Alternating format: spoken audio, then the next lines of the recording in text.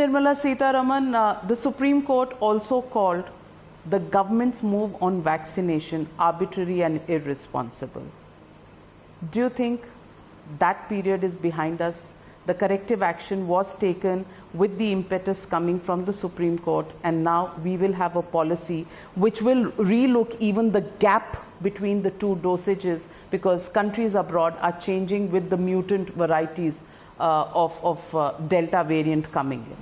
I told you the numbers on the vaccination.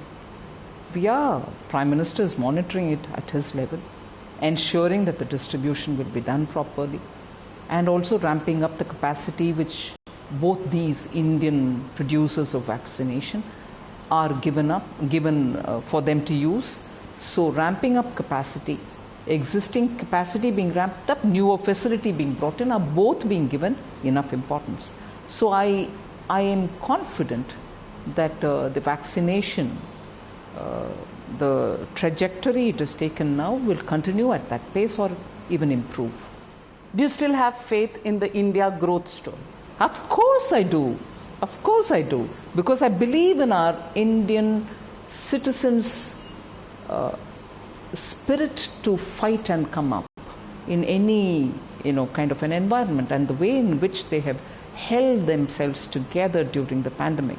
I bow my head in respect, because anything that you would do,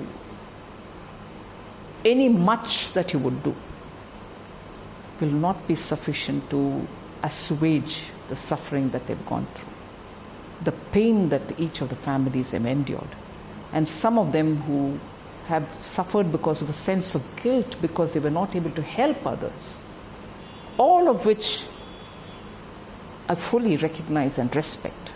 It's an unusual time where all of us will have to do mutual hand-holding and just help each other to come out of this situation. So is the Finance Ministry going to handhold?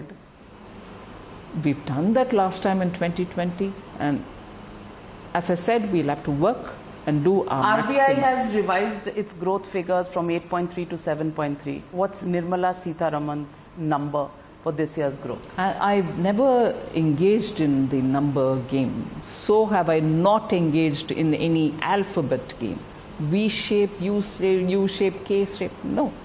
My business, it is to be here, hear what is coming from the ground and keep responding, as much as thinking of newer ways of proactively giving support to everybody. And I'll keep doing that.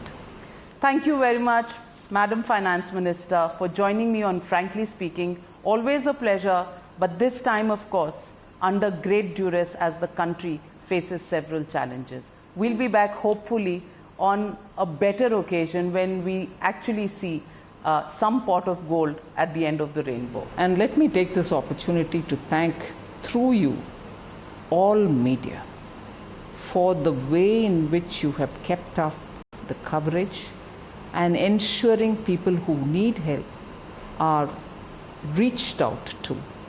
And that kind of a support for the citizens is so required. I think I will thank the media through you for that, and hopefully we'll soon come out of this.